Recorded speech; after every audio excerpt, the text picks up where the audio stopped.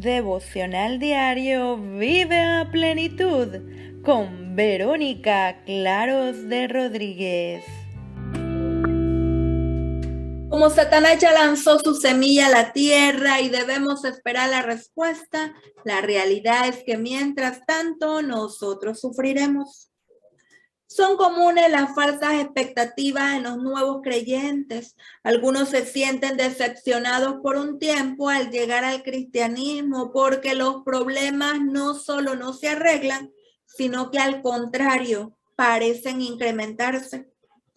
Mi madre solía decir que cuando ella decidió aceptar a Jesús como su Salvador y Señor, mi papá le advirtió acerca de este hecho, que si bien éramos un hogar feliz, ahora con su decisión seríamos blanco de los ataques del enemigo de Dios y los problemas que vendrían serían muchos.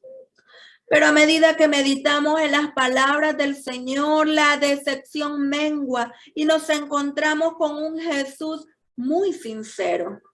En el Evangelio de Juan, capítulo 16, versículo 33, en palabras de Jesús dice: estas cosas os he hablado para que en mí tengáis paz.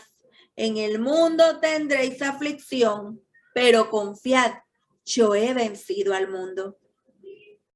Cuando los problemas vienen sin mesura, tendemos a culpar a Dios. No le echemos la culpa al Señor en todo este asunto. Somos nosotros quienes muchas veces hemos perdido el norte y nos hemos olvidado del verdadero sentido del cristianismo, el servicio a Dios y no a nosotros mismos.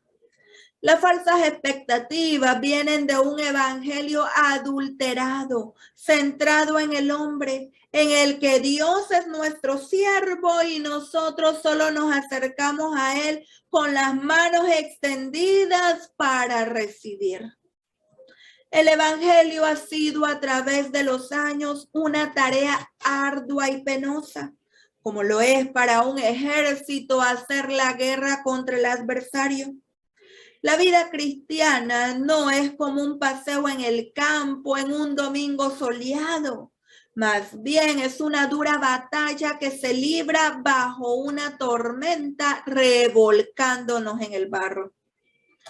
Pablo le dice a Timoteo: tú pues sufre penalidades como buen soldado de Jesucristo.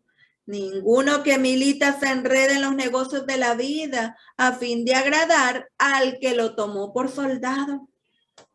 El servicio en el ejército no consiste en que el comandante agrade al soldado, sino en cumplir aquella misión que se ha encomendado.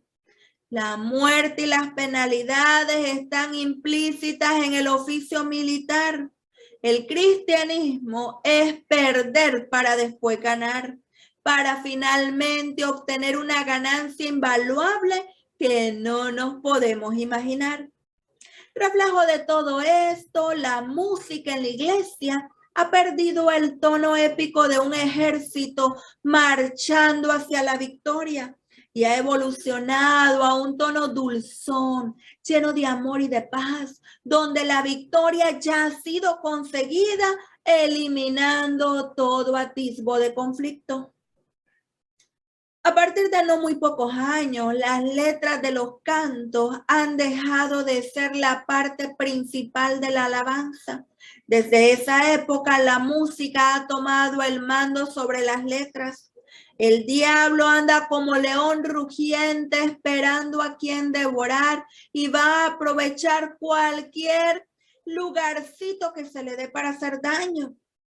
La Biblia nos exhorta para velar, para permanecer alerta y confiando en que estamos en una guerra. Y en la guerra no hay lugar para la relajación. Al fin y al cabo, nuestra vida está en riesgo.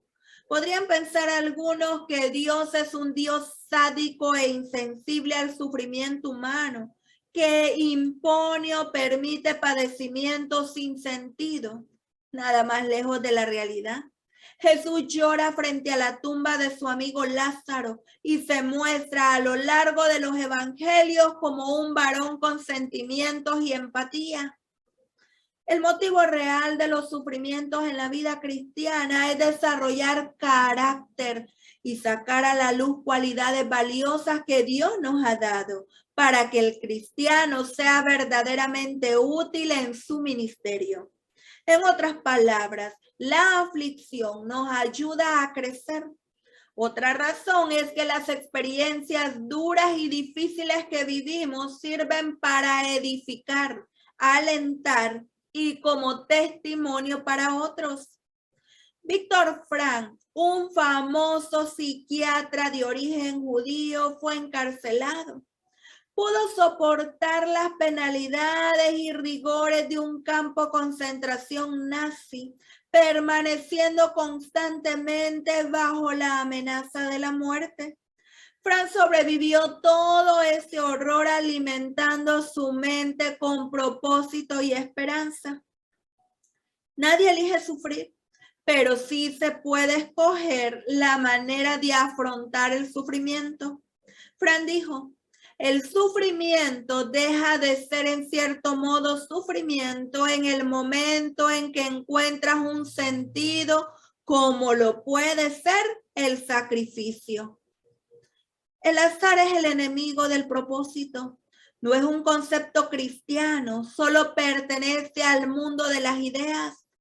Para los antiguos romanos incluso el azar era adorado en forma de diosa. Se le conocía como la fortuna. En la Biblia el azar no existe. Es una palabra de la que carece el hebreo. El azar, la suerte o el destino es algo que Dios mismo determina. El azar es una ilusión del ser humano, solo con propósitos mal comprendidos. Todo aquel que sufre siempre debe tener en mente el propósito de su sufrimiento, saber que lo que hace no es inútil, que al final terminará y que el premio excede cualquier sufrimiento padecido. Tener un propósito, una causa que es más grande que nosotros, nos lleva a volar hacia la victoria. Todo consiste en hacer que el peso de la esperanza supere a la carga del sufrimiento. La esperanza es la clave para poder soportar el dolor, el sufrimiento, las penalidades de la vida en general. Para el cristiano, nuestra esperanza es Cristo y la vida eterna.